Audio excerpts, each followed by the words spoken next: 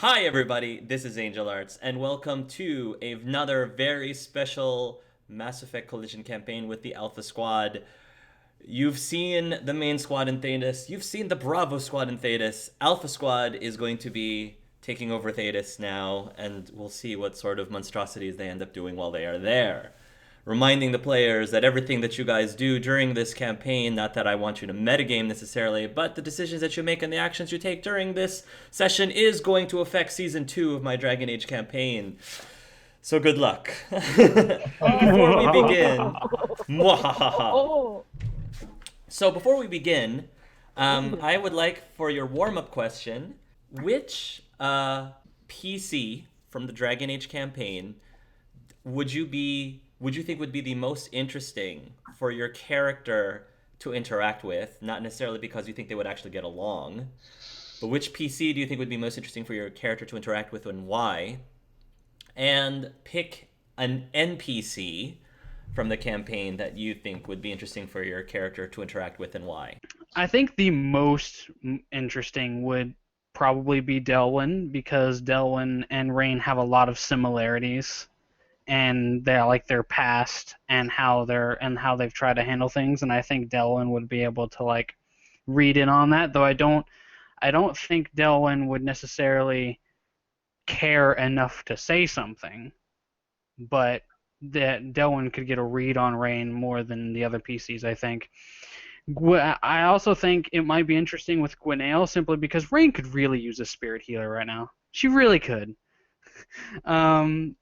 And Lealden, just because Lealden would be very interesting in the fact that he's not a very judgmental character and nothing really gets to him a whole lot. So I think he would be able to get her to open up more, not as much as Gwelle.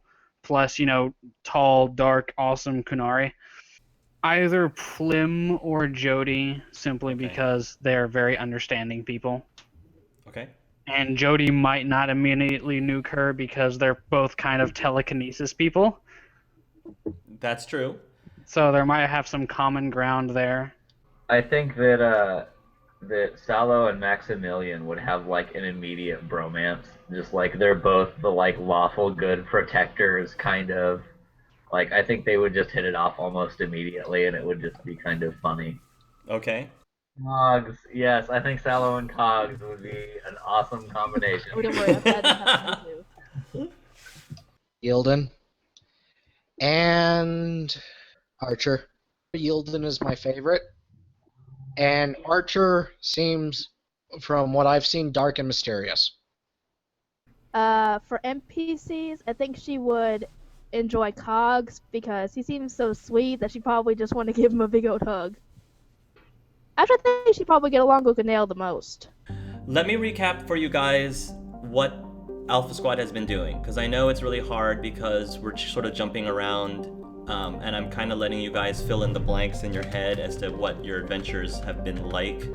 So, Rain met you guys on Yellow. You guys went to Earth Yellow. Then you guys jumped to Invictus. Then you guys went to Invictus. From Invictus, you jumped from Invictus Yellow to Invictus Blue. Then you went to Citadel Blue, because Rain needed information from Timaeus Danimus to get the piece that you guys are looking for from there. Then, from there, you jumped to Citadel Green, which is when Rain picks up Marauder Shields. Then, from Citadel Green, you flew to Tachanka Green. From Tachanka Green, you guys jumped to Tachanka Red to get the piece there, and that is also when Rain meets up with Main Squad for the first time on Tachanka Red. Then you guys go from Tachanka Red to Citadel Blue. Something happens, though, when that jump happens. You tried to go to Yellow first, but the Main Squad closed that gate, so you had to refire the gun again to go from Blue Citadel to Yellow Citadel. So you were trying to get to Yellow, but you fell short and ended up in Blue because the Main Squad closed that gate. So you had to fire it off again to go from Blue Citadel to Yellow Citadel to meet the Bravo Squad there. And then meanwhile, I believe you went to Green eventually. Yes, to go into the games. That's when the Galaxy Games started. Sallow will try and find Quinn because he knows what happens when Quinn loses his gun. You will find Quinn writing down something with very harsh taps, and Faith has calmed him down. Because before he was having full-on nervous breakdown, he was hyperventilating. I believe you have lost something, and he'll hold up the gun. You are going to get judo flipped as he takes it back in his possession. Is he gonna take it back from his possession? I mean, I give it back. Let me put it this way, Salo. When Bravo Squad gave it back to you, they said they would. They originally were not going to give it back at all because they didn't trust Quinn with it. The only reason they're doing this is because in good faith, they will let you have it under the condition that it stays with you and not with Quinn. If you did not agree with those terms, they would not have given you the gun at all, period. Okay. I did not know this. Quinn is very upset. They may or may not have suspected that Quinn may or may not be indoctrinated because of lengthy exposure to said weapon. So, yeah. Quinn is going to aggressively go. Oh, and this is not. Well, then that's not going to help this at all because Quinn is immediately going to lunge for it as if it's the ring from Lord of the Rings. Ah, okay. The precious. Well, Sallow will dodge out of the way. I don't know how that's going to work without my ability to roll. We're just going to say Quinn goes for it. He wasn't expecting you to put up much of a fight, so you dodge out of the way, and Quinn's going to lunge past, and he's going to slowly creep up and look over his shoulder at you. Sallow's going That to put is the mine. gun on the ground and go, "Whoa, easy there, I'm giving it back." Thank you. I just wanted to mention it was given to me to keep safe. They didn't believe you should have it back, but I trust you that you won't do anything dangerous.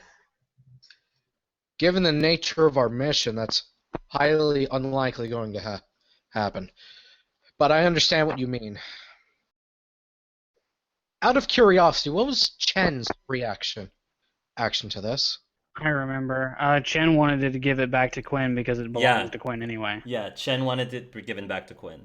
And then Darren wanted to give it to Rain, and then Aya and Lun were mostly like, let's just give it to Salo. Yeah, they trusted Salo more than Quinn and Rain, apparently. Well, I think Lun mentioned giving it to Rain, but then they were like, well, Salo's good too. Mm-hmm. Okay, but Salo, you're asked. Quinn says, "Thank you." He slowly picks it up, puts it back in his holster, and he has his hand over it, like clutching. Again, much like the Precious, in similarity. And then Quinn asks you, Salo, what was Dr. Chen's reaction into the situation? Was Chen there with Sallow? No, it was only No. Niha that brought it back. Right, Niha brought it back. But Niha probably explained to you what I just told you. Okay. Well, Chen wanted you to have it back, and I have to agree with her. It does belong to you. What about Niha? There was some speculation on who it should go to, and let's leave it at that. Of course. Of course. Quinn's going to get back to typing something called Phoenix Theory. Well, Rain will be coming back with Tadashi, and she looks to be in a little bit better spirits. Well, she looks to be in better spirits than you would expect. I'll leave it at that. So Sala will approach Rain and ask, "How was your trip?" Not as good as I hoped, but better than expected. Well, that's good, I suppose. So while you were away, there was a little drama with Quinn. It's resolved now. Do you want the long or the short version? Well, drama with Quinn isn't anything new, but what was it about? What happened? His gun kinda sorta got stolen. What? Oh, wonderful, perfect. Well, apparently some people from the Bravo squad came and took it, but they weren't actually from Bravo squad. It was the Cerberus version of them, and so actual Bravo squad returned the gun to me, and then I gave it back to Quinn because I know how he gets when his gun goes missing. Everything seems fine now. And that's the reason why I didn't want the mod, which is our linchpin to this whole operation, to be on a nice, small, portable, stealable gun. And what did these fake Bravos even look like? And she's gonna like walk into the ship and ask Edie to roll back like ship footage.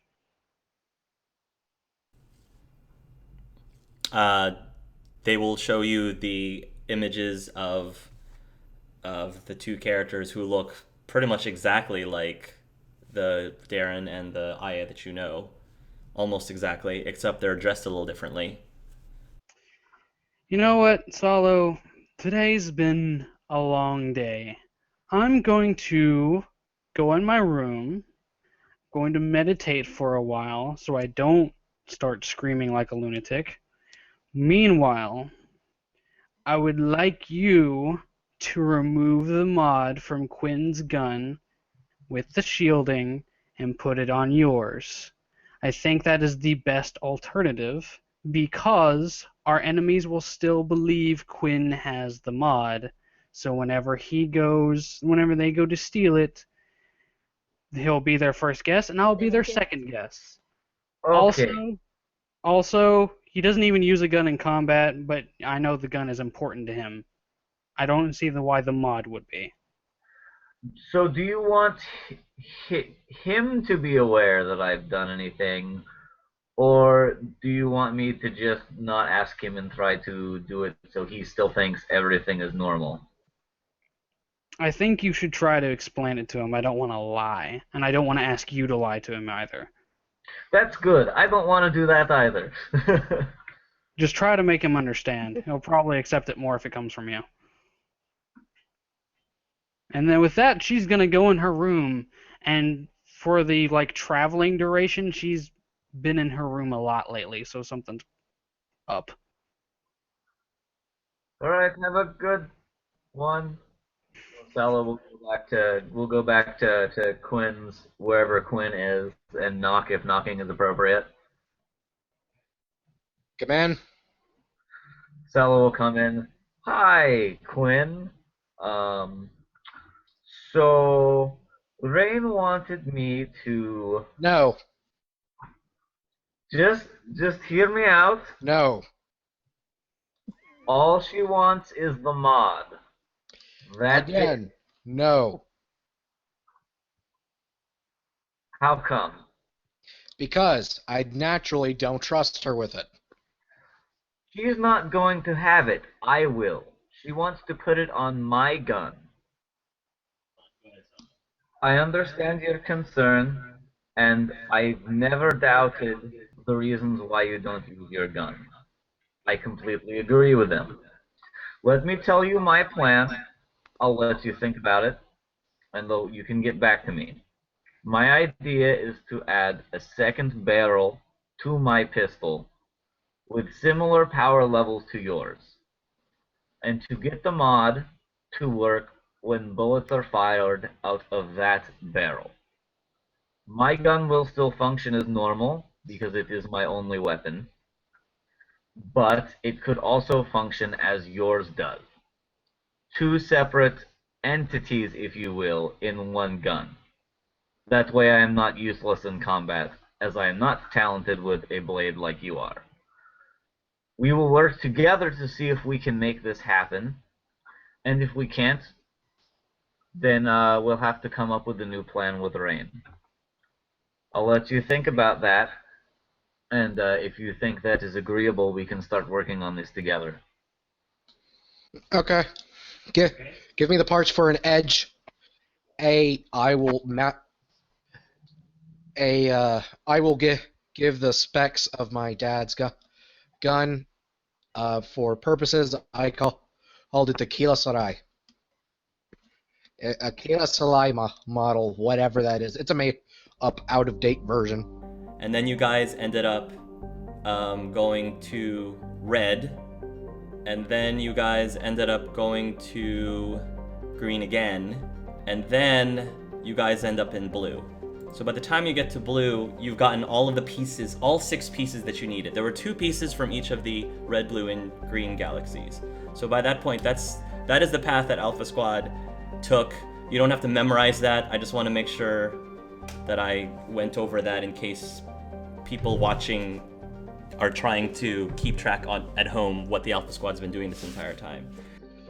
I have mentioned it to no one. I've been going behind their backs while on red, blue, and green doing tiny projects before we left Earth. Quinn disappeared with fancy car. In blue, he had some deal. In the red, he has talked with the Hannah, our weapons agency, and is having a ship built. In the green, he has a lot of money and is having a lot of parts shipped to New Pugilia. In blue, while you guys are in blue, you guys, I am going to say that Quinn runs into a couple of very interesting people, and for the purposes of recruiting people specifically for that project, because you're looking for some particularly science-y people, and you ran into a couple of people, and in talking to them, you realize something. And so, because you're such a nice person, you decided it would probably be a neat surprise if you brought these 2 people back to the ship, and we'll role play it from there. I'm being very vague for a reason.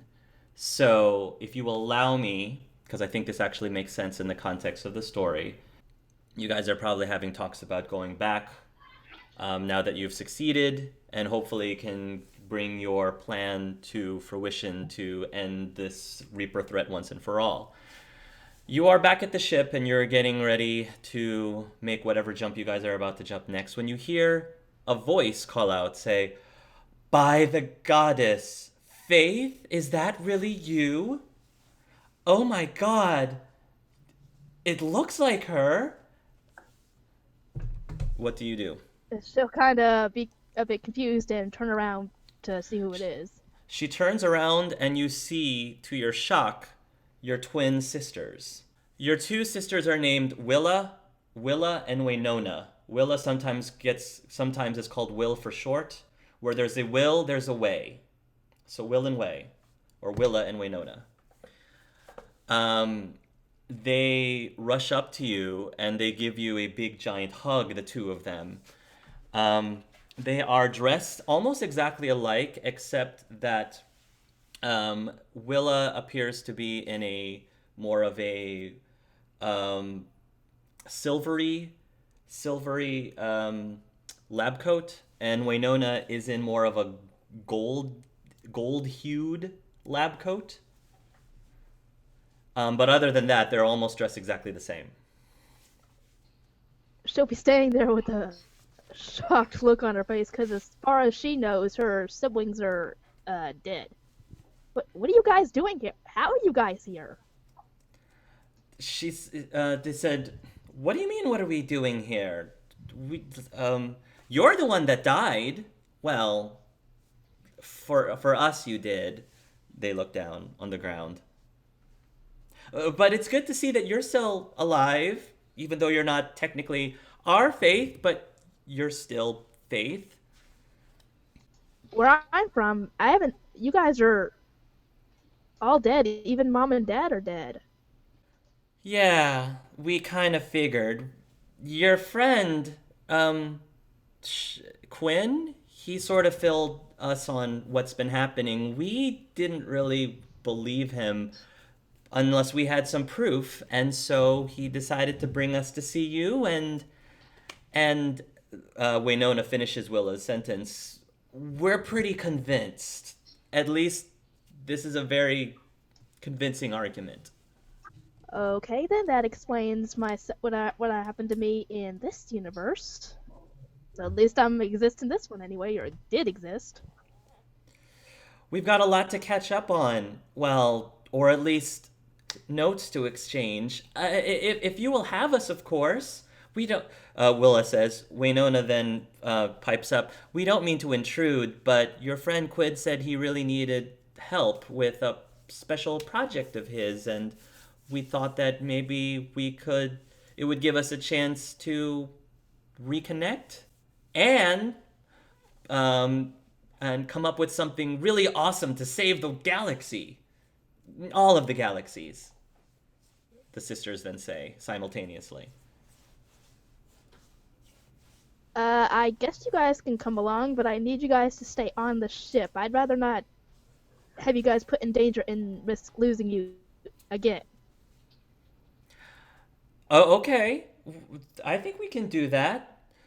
Uh, wow.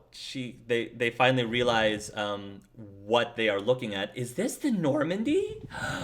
Oh my god! By the goddess, our sisters flying around on the Normandy. That is amazing. Yeah, I had the same reaction when I first saw the ship too. And she'll bring them on the ship. One question though, Faith, Willa asks you.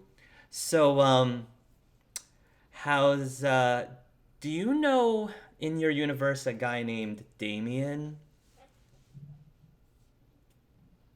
Yeah, I did know him. We were best friends actually, but Well, that makes sense. Yeah. Has he done it yet? Has he asked you yet? she'll be One of the confused. Ask me what? Oh, come on, silly. To get married. And she'll be completely shocked and surprised at this. What? We haven't even. Well, our faith, they were engaged before the Reaper War, and that's how we lost our faith. She couldn't she couldn't decide who she wanted to be her maid of honor, so she asked us to be her co-maids of honors. We got the dress and everything, but we never were able to put it to use, you know? And Damien has been heartbroken ever since. He doesn't look like it bothers him to this day, but we can tell whenever we come visit him over at the CSEC Wait, office. Damien's still alive in your universe? Oh yeah, he's the chief of CSEC. He's done pretty well for himself. And one of the sisters says, "Yeah, yeah, we were just asking about how he's been doing from what was this? What was her name? Officer Altus, Sesepia Altus, I think. Faithful kind of hear that and I was like, okay, I know that person. Wait, you know And she'll kind of look at them and say, it met briefly. And as for Damien, he's dead. the two sisters put their hands up to their mouths and they says, "Oh my goodness, Faith, I'm so sorry." And they both like sort of like go to each side of you and like rub your shoulder a little bit in a comforting manner. When did this happen? Actually, out of character, how long have they been out of the vault? Almost a month. I would say almost a month. While we're out of character, Quentin, I sent you the specs or weapon info on everything. Sweet. While It happened about a month ago. I'm so sorry. And while they're having this conversation, we'll say that Quinn has, I guess, caught up to the rest of you guys, and Salo and Rain are entering into the area, I guess, by the hatch where people normally get onto the Normandy, or the airlock, basically, right outside of the airlock. And you see these two relatively young-looking Asari talking with Faith. They seem to be identical twins. I don't recognize either of them, do I? By any chance, or no? Probably some family resemblance with face, I but don't think you've met these two personally, so I would say no. Okay. So Rain's just gonna be like, all right, so who the heck are these people? my new employees. We're here to help save the galaxy. They're also my sisters from this universe. I see. Quinn, What's why do their you have resume, by the way? employees? Angel, what's their resumes, by the way? They were one of the leading scientists who worked on the Crucible in the Blue Galaxy. Leading. They know their stuff. I wanted some scientists to look at the parts you've gathered.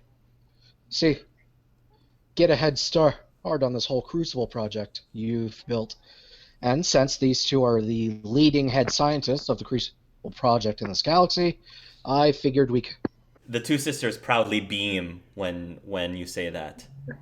I get it. You might be a haha jab at me for what I did before, but you couldn't have at least informed me. Waynona will turn to Rain and say, "We hope that this isn't too much trouble. It's just, you don't understand, the entire galaxy's in a panic state ever since the council made that announcement. Yeah, the announcement of about the rogue Reapers apparently making attacks over in Invictus, I think is what they said. It was near Invictus, I think. Right, near Invictus. They told everyone to calm down, but we want to actually do something about it. Yeah, I get that. I can understand you're not the person that I'm cross with. See, this shouldn't be a widely televised thing, and it's kind of hard for me as the captain of the ship to just let people on willy-nilly. Quinn, I need to remind you, or let me ask you a simple question, and I'll let you put it together. Can you tell Edie to do anything on this ship? Edie! No, I Yes. can't. Oh. I think Edie will at least respond to you. Yeah, she'll respond to you, but like... Yes, Mr. Puglia. Can I tell you what to do? You may certainly tell me what to do. As long as they are sanctioned actions, I will be able to execute them to the best of my ability. And what is a sanctioned action, Edie? Those that allow us to find success in our mission. And Edie. those that are approved by me. Those that are approved by my superiors, yes. Here's the thing. I'm the captain. You are the crew.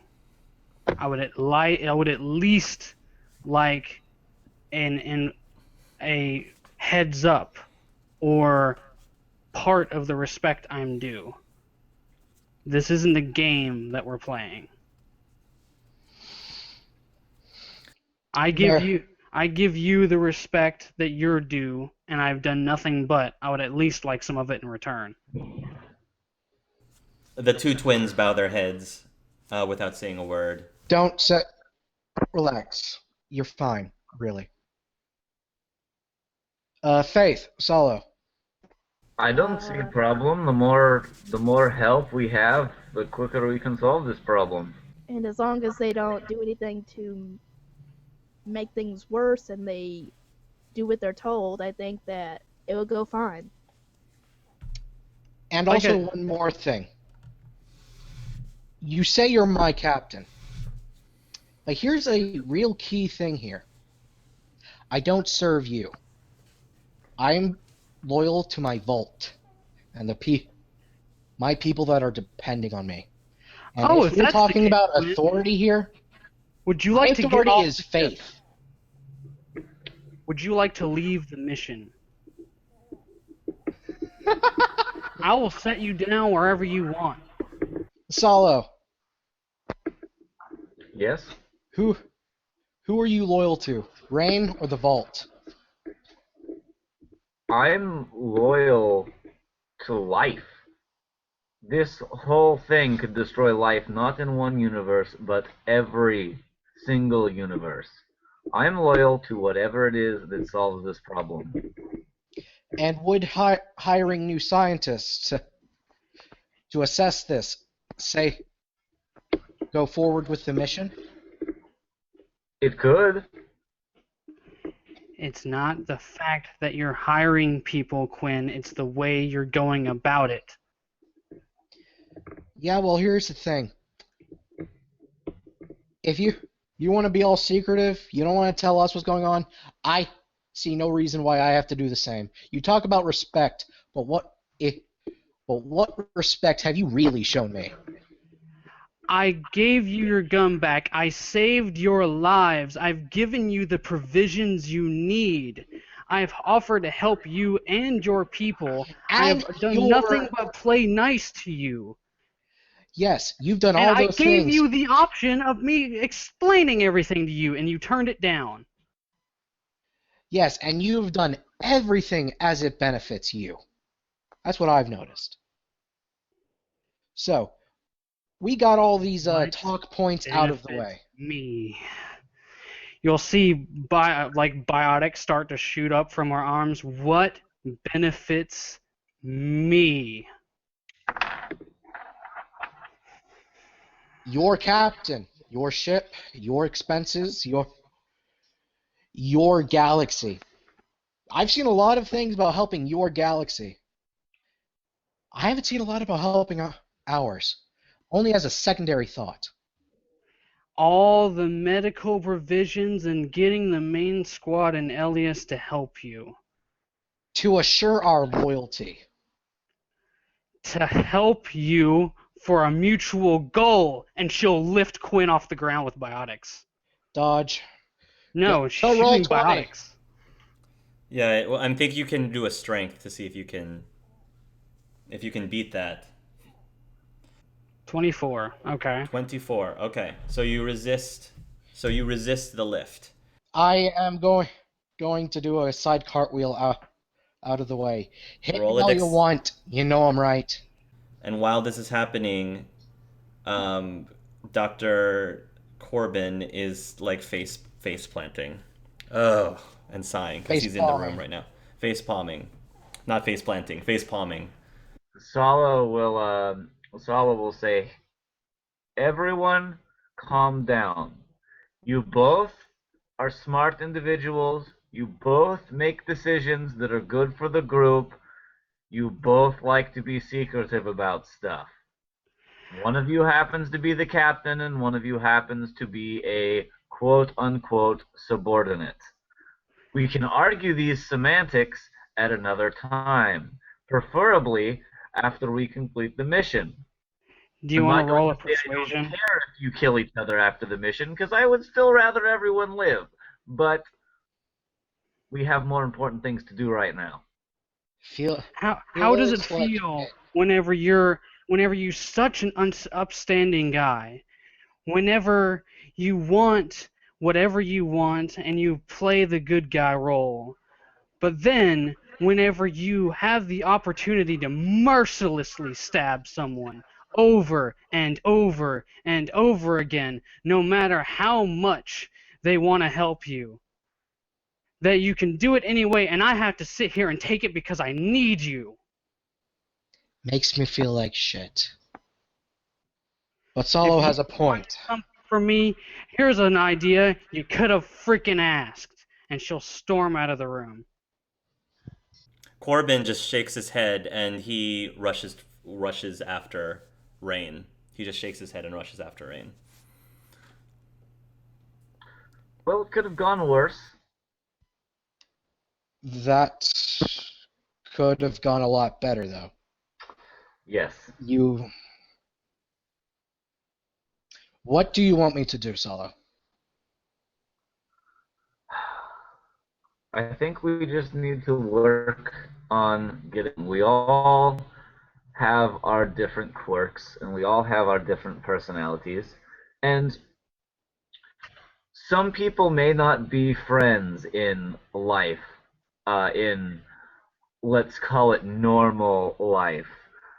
But we have to get along for the sake of having a normal life someday, of saving all of the people back home.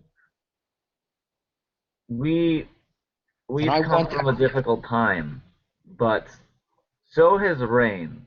Her universe isn't under our circumstances, but they aren't under the best of circumstances either, and she is working for the same goal that we are, to save her friends and loved ones and everyone in her own universe.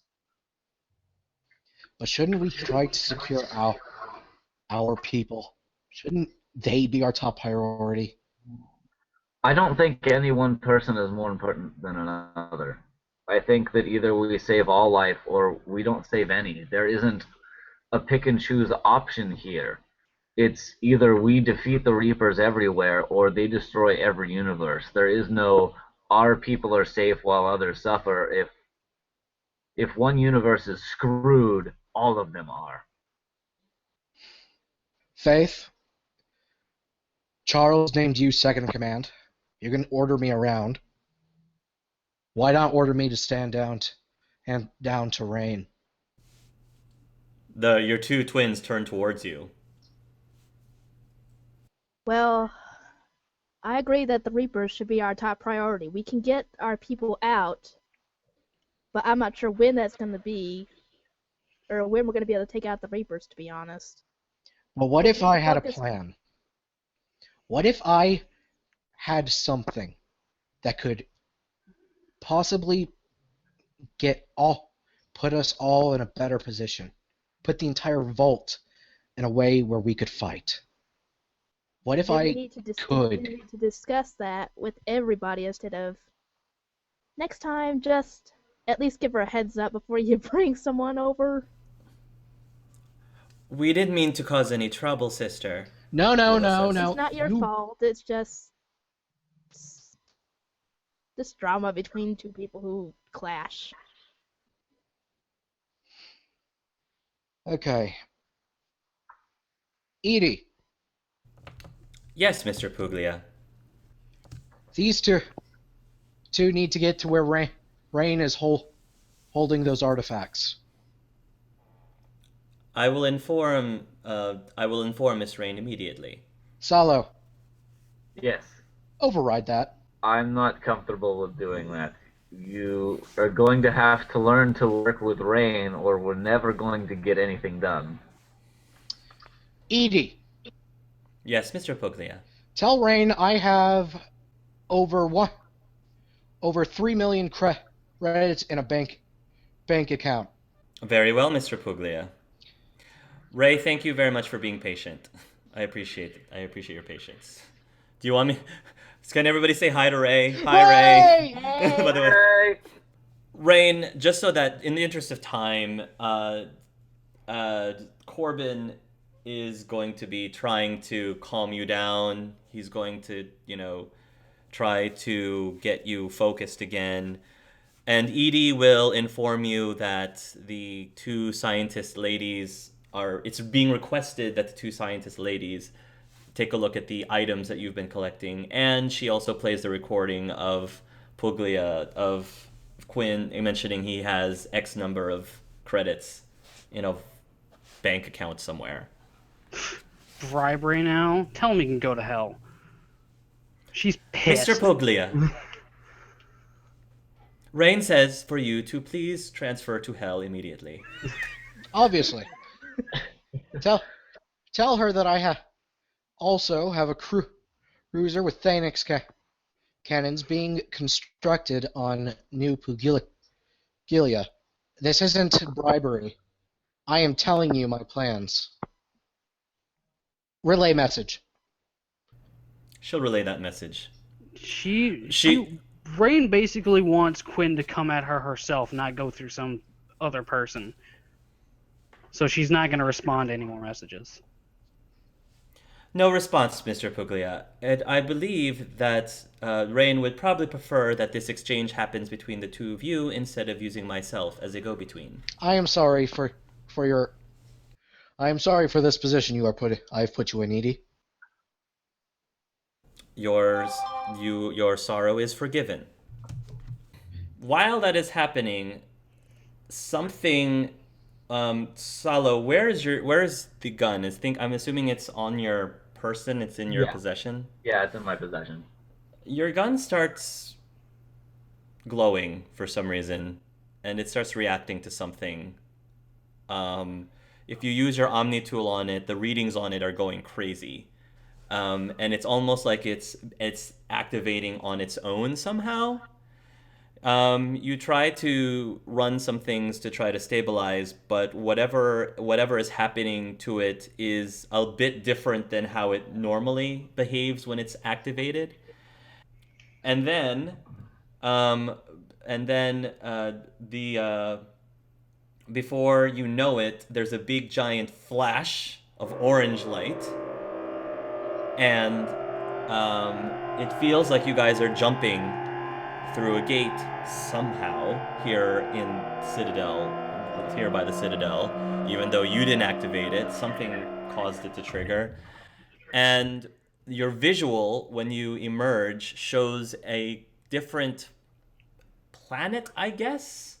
There's snow all over the place. And your ship, the Normandy, it was on the ground, I guess, is now falling. Is anybody in the cockpit right now? Probably Joker.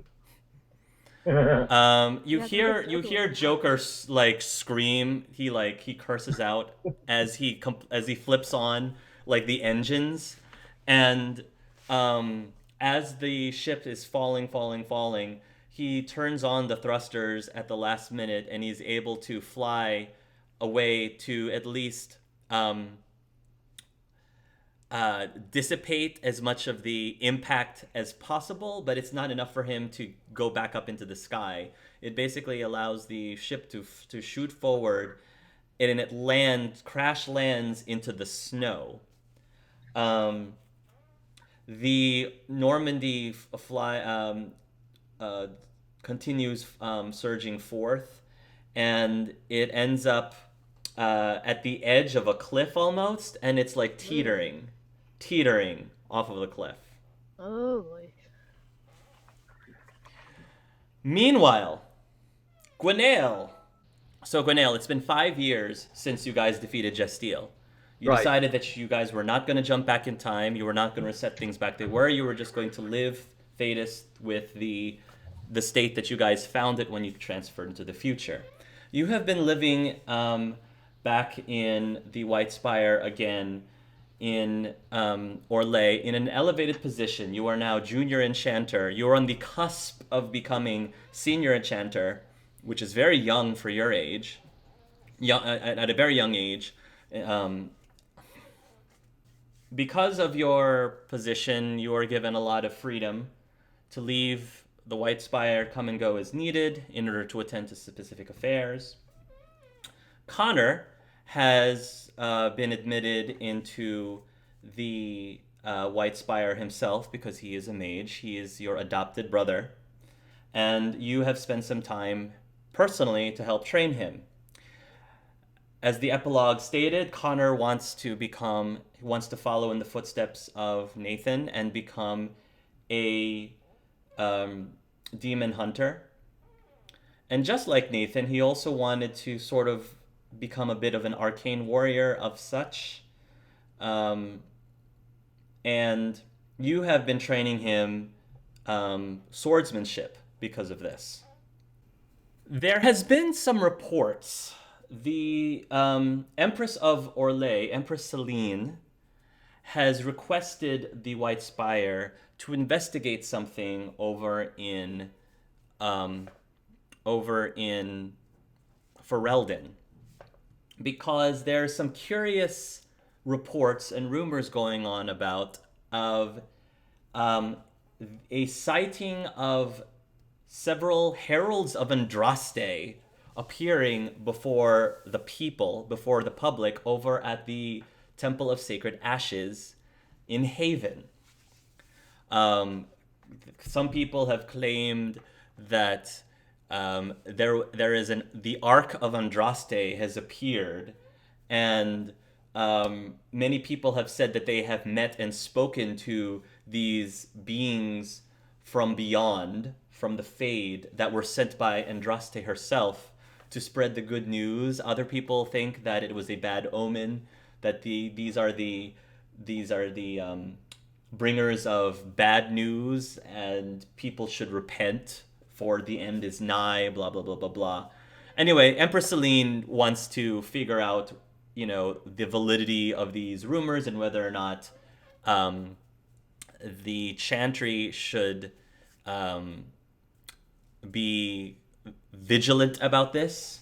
And so they asked for the White Spire to help out, and you, Gwelle, are being sent specifically to Haven to investigate these rumors. And you are bringing along your younger brother Connor with you, as he is your apprentice. That is why you are in Haven currently. Do you have any questions so far, Ray? Does he have to wear one of those Padawan braids? I'm kidding. I think that Connor himself is wearing leather armor. He does possess a staff, but he also has a long sword. No. He's wearing those nice fancy leather armor robes like I wear. Fine, armor robes. He's wearing fancy armor robes. Yours are probably more fashionable and ostentatious than his. I think his style is a little bit more muted. He is Ferelden after all. He's not Orlesian by blood, so I think the bright colors is a little bit outside of his tastes.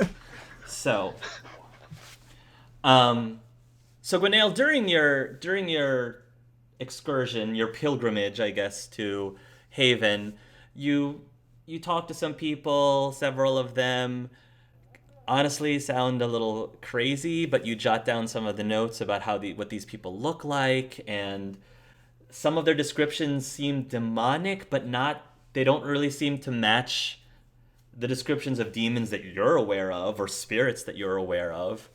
There were also a few accounts of people who mentioned that Lealden was around during the first time that these heralds of Andraste appeared from the sky in their Ark of Andraste, which is interesting that Lealden was around for that. And you then go into the Temple of Sacred Ashes itself.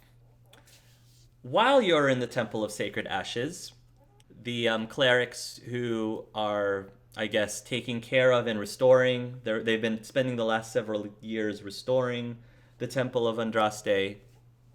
And you're doing some investigating, and you end up into finding a chamber of some sort in the relatively lower depths of the temple, and you hear chanting. These people are chanting in a language that is familiar to you. It's in Elven. They're chanting something in Elven. And you, when you hear this, Connor asks you, "Big brother, what is it?" I hear chanting. The chant of light? It doesn't sound like the chant of light to you. As I say, I do not think so. It sounds almost... It's an Elvish. I'm almost assured of this. What are they saying? Um, when you try to make out the words, they're basically saying something about calling to the calling upon beings from beyond, from perhaps the fade is how you might be able to translate it. It sounds like they're summoning something, whether it's a demon, whether it's a spirit, whether it's something entirely. Maybe it's they're trying to summon the heralds of Andraste. You might be able to make a guess, but it sounds like they're trying to summon something with this ritual. Okay, so it is a ritual of summon of some sort. I have no idea exactly what they're trying to do, but I do think this bars a bit closer investigation. Is it a good ritual or a bad ritual? Connor asks you. As I've said, as I've been trying to teach you many times, that goes a little bit against what the tower is, but intent is a large purpose for any magics. So, I think we need to investigate, yes? I'll just let you do the talking then. You guys make your way into the chamber, and you see several figures. They're cloaked in burgundy robes. And before you have a very good look at any of their specific faces, you realize that their ritual has come to its completion, and you try to call out to them or try to react to them, but upon the completion of the ritual, there's a big explosion and a big flash of orange light that knocks you back, and you hear Connor give a yell out as he also is knocked off of his feet, and everything goes dark. You're knocked out. If I can, so that it's like, can I try to quickly shield Connor? Yeah, you can. You can try to shield Connor just as the orange light flashes, and you guys are sent back. And when you guys come to, the people who are at the ritual have disappeared. They've gone. They're no longer there. Connor is still like on the ground, and he's rubbing his forehead like he has a really bad headache. Brother, what just happened? Ah, I look around bewildered and I go, what in Andraste's looks over at Connor's hair. I have not even the foggiest. were those Andrastian priests? Or were they cultists? Who were those people? And where did they go? A priest wear burgundy robes, right? Burgundy robes. Yeah, they probably weren't Andrastian if they were burgundy. The chantry is rather color coordinated. I do not think those were Andrastian priests or any such. As far as whether they're cultists, well, I cannot say for sure. But I would bet money on it. You said that they were trying to summon something. Maybe we should Yes, find something out. from beyond the fade or the veil or some such.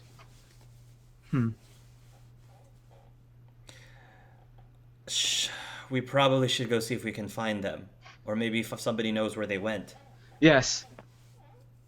He might actually also pull out the mirror and swipe whoever to keep a lookout on the fade as well, and the fade as well.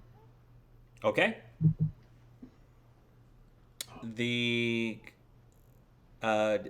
you take out the mirror, hoping that maybe it'll provide you with some guidance during this mystery. And you with it, you go out to the main floor of the temple. It doesn't seem like the priests that had greeted you are around anymore, but there seems to be a big commotion outside. You make your way outside, and you see that there is a gathering of people who have surrounded this big, giant structure of some sort that's kind of teetering over a cliff. and several of the people there are have gathered around in curiosity at this big, large structure thing. What do you do, Gwelle? A big, large structure at the end of a cliff, you say? Yes, out of character, it looks like the Normandy. Out of character. What was that? Ah, okay. Out of character, looks like them.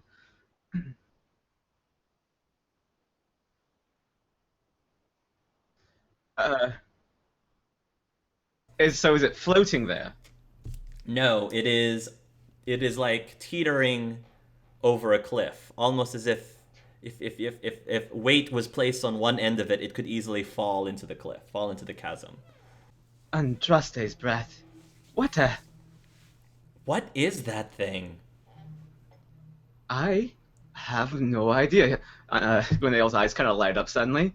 It sort of looks like something Cogs would come up with. I think this is something that even Cogs would be even more excited than usual. If he saw this, he would literally explode, I think. So then my question is this a good thing or a bad thing? Mysteries are never bad. Let's go. Back onto the Normandy, you guys hear on the intercom Joker trying to wake everybody up because a lot of people are probably knocked down from the collision onto the ground, and I thought me and Quinn were. I thought the whole argument with Rain happened outside, and then Rain stormed back in. No, it was it No. was in the entry It was hatch of inside. the it was ship. Oh, in the airlock. okay. You're just past the airlock. Yeah, so everybody was on the ship, getting ready to leave. Anyway, Joker wakes you up, and he starts putting on the visual what you guys are seeing around you, and you see that you guys are in some sort of a mountainous, snowy area, and it feels like you can slightly feel the Normandy creaking, teetering back and forth, as if it was on the edge of something.